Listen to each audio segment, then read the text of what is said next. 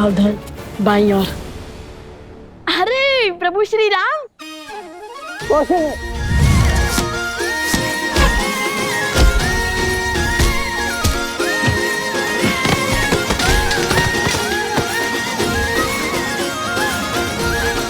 भागो भागो।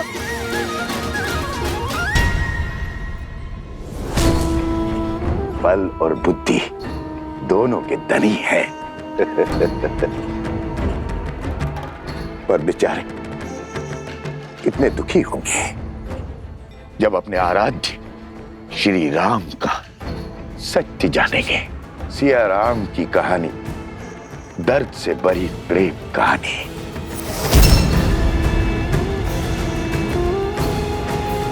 प्रेम कहानी। त्राहिमाम, त्राहिमाम। धन्य हो गया मैं महाराज जनक, जहां साक्षात भूमिजा माता अवृत थीं। उनकी धूल इस माथे पर लगाने का सौभाग्य मिला।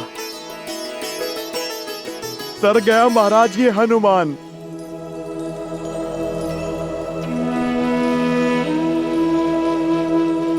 धन्यवाद तो मुझे आपका करना चाहिए। आपने दुख के भवन में डूबी मेरी सीता को तब संभाला था जब आस का हर दिया बुझने जा रहा था। वक्त से पुत्र बन गए आप उसके। ये तो प्रभु की लीला का फल है महाराज।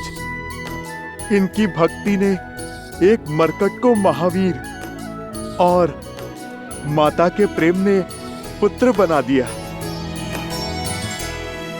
मैंने सुना है अयोध्या में अश्वमेध यज्ञ आयोजन होने जा रहा है। ये राज्य वृद्धि का उचित मार्ग है। उद्देश्य राज्य की नहीं, धर्म और मर्यादा की वृद्धि है महाराज। वो मर्यादा जो जीवन के हर क्षेत्र, हर पड़ाव में चाहिए, फिर चाहे वो बलिदान हो या भोग विलास। मर्यादा मनुष्य का अभिन्न अंग है, जीवन के संतुलन का आधार है। भविष्य के सुख के लिए आज संसार को धर्म और मर्यादा का पाठ पढ़ना होगा। जगत में जब तक धर्म और मर्यादा का प्रसार नहीं होगा, तब तक राक्षसी वृत्तियां बढ़ती रहेंगी। राक्षसों का बल मानव ही तो है। अश्वमेध यज्ञ से अयोध्या समस्त संसार में धर्म और मर्यादा का प्रसार करेगा, राक्षसी विचारधारा का अंत करेगा। महाराज की जय हो। कहो कुशध्वज। सैनिक। महाराज, 4 बालक ऋषि कुमार का भेष धरकर नगर में घूम रहे थे तो वो चोर। ये आपका तुनीर चुराकर भाग रहे थे। आपका तुनीर तो मिल गया है। शीघ्र ही सैनिक उन्हें भी खोज लाएंगे। ये कैसा अनर्थ कर दिया तुमने कुशध्वज। बालक चोर नहीं है, वीर है वो। ये तुनीर मैंने स्वयं उन्हें अपने हाथों से दिया है।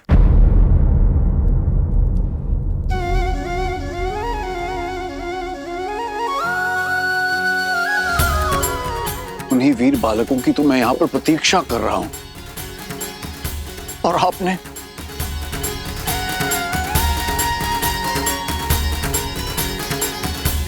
अपने सैनिक लेकर जाइए और उन बालकों को खोजकर सम्मान पूर्वक मेरे पास लेकर आइए। जो आज्ञा महाराज।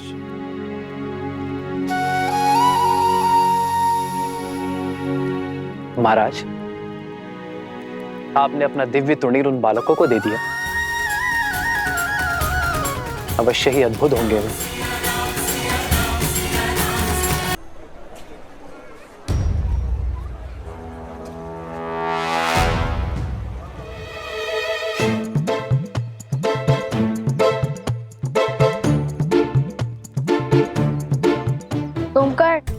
सोमकर, हाँ?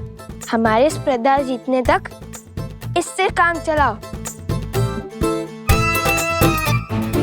उसके बाद मिठाई क्या, प्रजा अपने विजेताओं को 56 भोग खिलाएगी। कुश, वो देखो सैनिक, शांत रहो। वे हमारे बारे में ही बात कर रहे होंगे। खोजो उन बच्चों को और ले चलो महाराज के पास।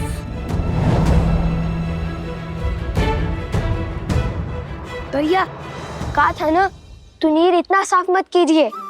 यदि मलिन होता तो किसी को कुछ पता नहीं चलता। अब क्या करें? लगता है पूरी सेना हमारे पीछे पड़ गई है। अब तक श्री राम से तो मिल ही लेते हम। अब ना स्पर्धा में भाग लिए बिना लौट सकते हैं, ना माता सीता श्री राम नाम के परिचय पत्र लिखवाए बिना।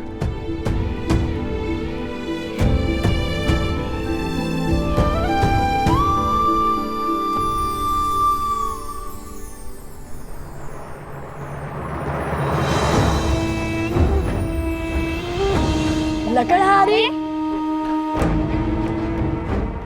स्वर्ण है, हम वन में मिले थे। स्मरण है, स्मरण है। आपका बैल और आपकी बैलगाड़ी दोनों ही आश्रम की सेवा में हैं। धन्य हो भगवान, धन्य हो। इसका अर्थ है कि मेरा दान सिद्ध हो गया। जी हाँ। क्षमा करना, मैंने आप लोगों की वार्तालाप सुन ली थी। सैनिकों से बचने के लिए और स्पर्धा में भाग लेने के लिए अपना बेस बदल लो। ये तो उचित विचार है, किंतु हम वेश कैसे बदले? हमें तो कोई माया भी नहीं आती।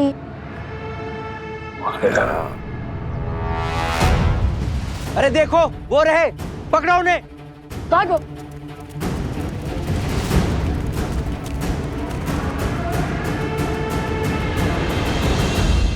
लवकुश बड़े ही मधुर नाम है और अद्भुत प्रतिभा के धनी जान पड़ते हैं ये बालक। आपके सैनिक तक उन्हें पकड़ नहीं पाए। केवल प्रतिभाशाली ही नहीं राम, उनके मुख पर दिव्यता के दर्शन किए हैं मैंने, और उस दिव्यता ने मेरा मन मोह लिया। कोई साधारण ऋषि कुमार नहीं है, बल्कि साधु और शासक का अनूठा संगम है। हर माता अपनी संतान को ऐसे संस्कार नहीं दे सकती, और वो भी तब जब सर पर पिता की छाया ना, तब तो ये कार्य और भी अधिक कठिन हो जाता है।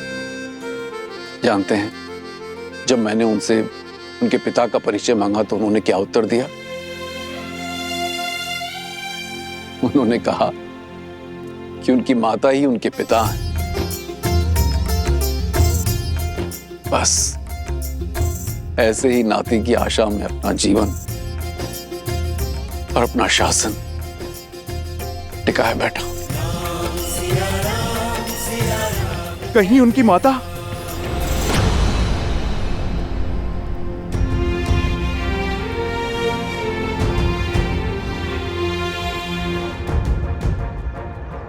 इतनी बड़ी स्पर्धा, इतने आगंतुकों का स्वागत, और ऊपर से ऋषि कुमार।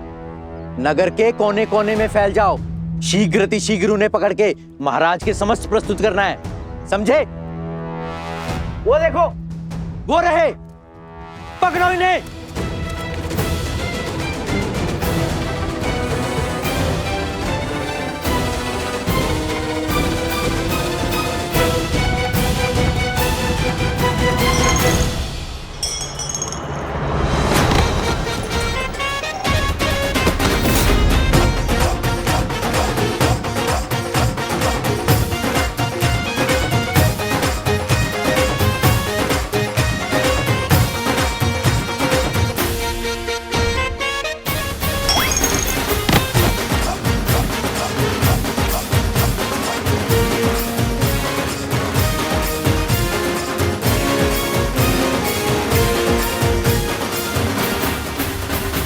नहीं हनुमान, मैंने उनकी माता वन देवी के दर्शन किए हैं, किंतु सुनैना को ऐसा लग रहा है जैसे मैंने उन बालकों को पहचानने में कोई भूल की है, और वो उन्हें देखते ही क्षण भर में उन्हें पहचान जाएगी कि वो सीता के पुत्र हैं या नहीं।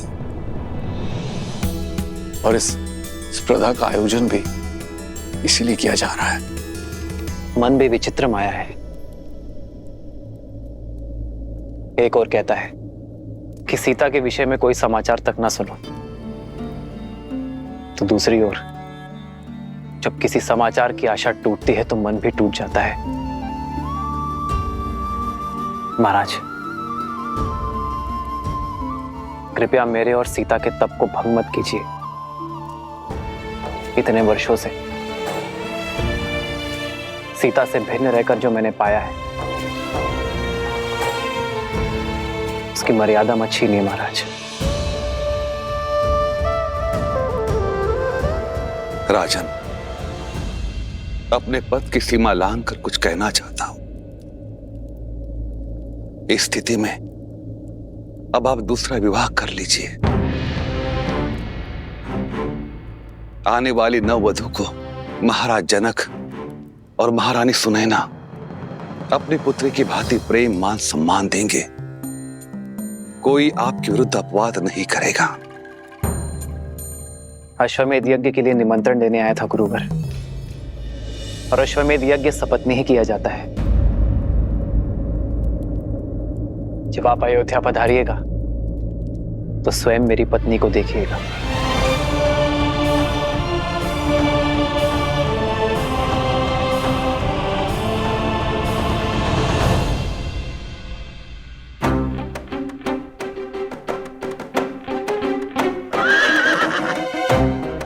कोश, हमें स्पर्धा में जाना है और तुम अश्व से बातें कर रहे हो। नहीं नहीं, अनुमति ले रहा हूँ। कैसे अनुमति? इस पर सवार होकर सीधे स्पर्धा में जाने की। कौन है? कौन है वहां?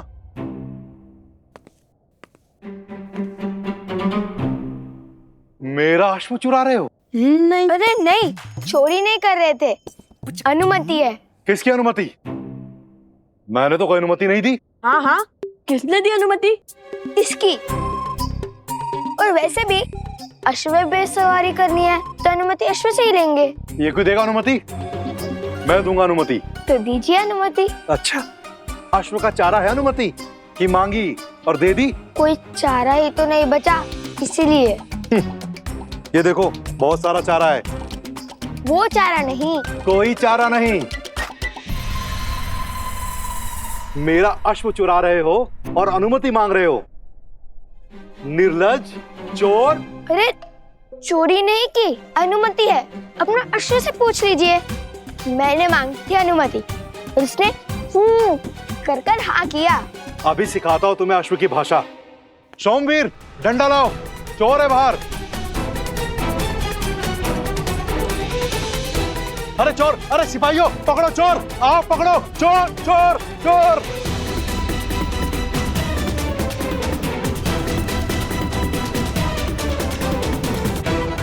चोर, चोर, चोर, चोर, चोर, चोर। अश्वमेध की आहुति तो सपत्नी दी जाती है, अर्थात अब दूसरे विवाह के लिए सज है। अद्भुत श्री राम, अद्भुत।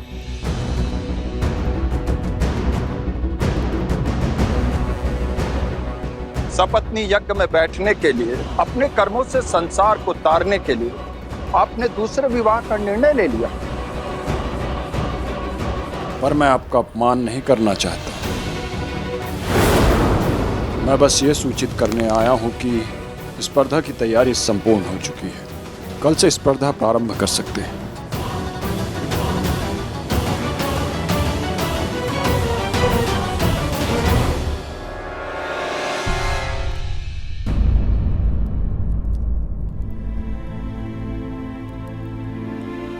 क्षमा चाहता हूं श्री राम।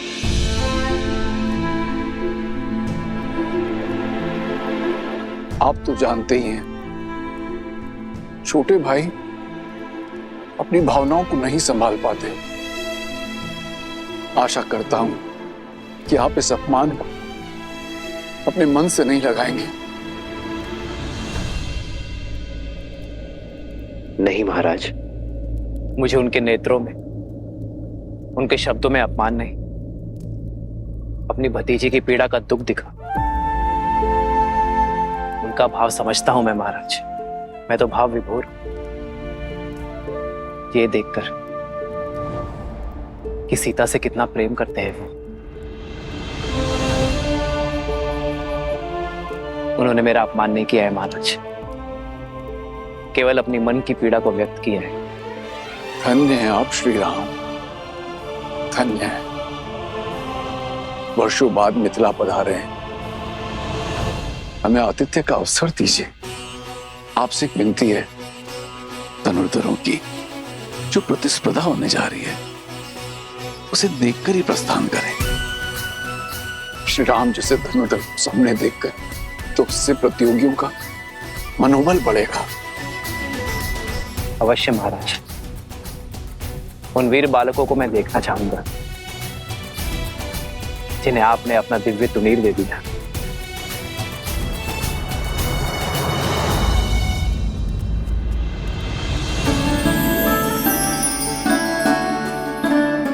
धन्यवाद।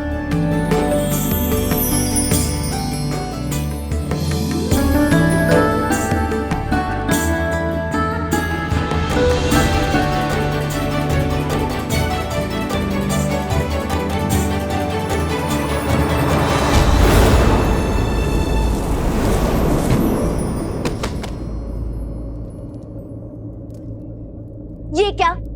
वरमाला के लिए फूल लिए थे, सारे बिखेर दिए।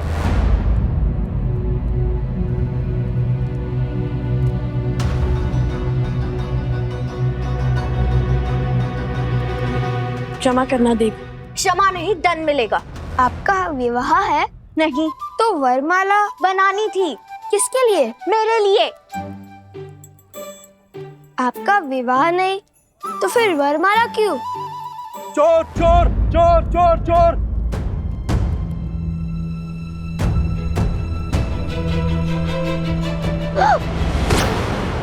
तुम चोर हो?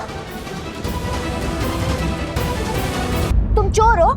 आपको हम चोर लगते हैं? जो जैसे दिखता है वैसा होता नहीं है। जैसे आप वधू नहीं हो और वरमाला आपकी है, वैसे। देखिए, हमें जाने दीजिए, हमें कार्य संपन्न करना है और उसी उद्देश्य से तो हम मिथिला आए थे। और ये सैनिक तो भ्रमित हैं। हमें जाने दीजिए। एक शर्त पर। हम आपकी सारी शर्त मानते हैं, छोड़ दीजिए। ये मेरी वरमाला। देखिए, ये मेरा वचन है, संध्या तक आपके लिए वरमाला लाऊंगा और वर भी। छोड़ दीजिए। सुनो, कृपा कीजिए देवी। हम श्री राम के भक्त हैं, प्राण जाए पर वचन न जाए।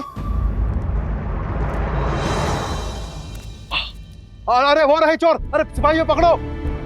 सैनिकों पकड़ो, भागे जा रहा है। बड़ी विचित्र बालक है,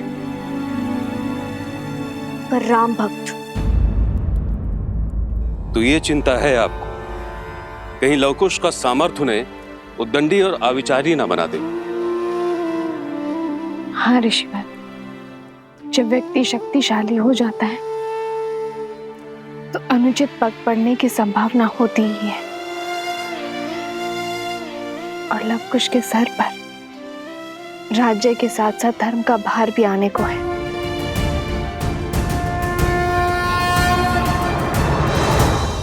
अपने पुत्रों पर विश्वास रखिए वन देवी, क्योंकि उन्हें शिक्षा स्वयं भगवान वाल्मीकि से मिली है। रही बात उद्दंडता की, तो ये आयु का दोष है जो धीरे धीरे गंभीरता में बदल जाएगी। गृहस्थ जीवन की गंभीरता धारण करने से पहले ये आवश्यक है कि मनुष्य थोड़ा विनोद और उद्दंडता का परिचय प्राप्त कर ले। विनोद का ये परिचय और अभ्यास ही कठिन से कठिन परिस्थिति में मन को स्वस्थ रखता है। और मुझे पूर्ण विश्वास है कि अयोध्या का भार संभालने का समय आने तक आपके पुत्र योग्य होंगे।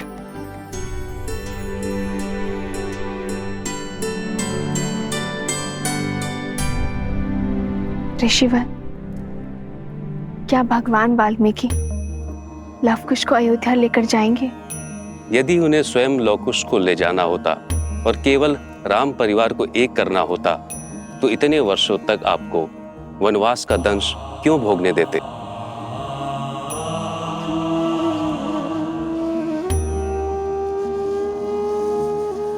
अर्थात यहाँ प्रश्न केवल श्री राम के साथ भेंट का नहीं है,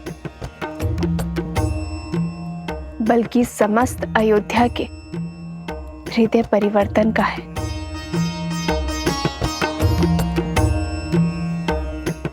भगवान वाल्मीकि और उनकी शिक्षा पर विश्वास रखिए। वो लवकुश को बिना उचित ज्ञान दिए अयोध्या नहीं भेजेंगे। और अभी उचित ज्ञान प्राप्त करने का मार्ग है लवकुश का मिथिला प्रवास।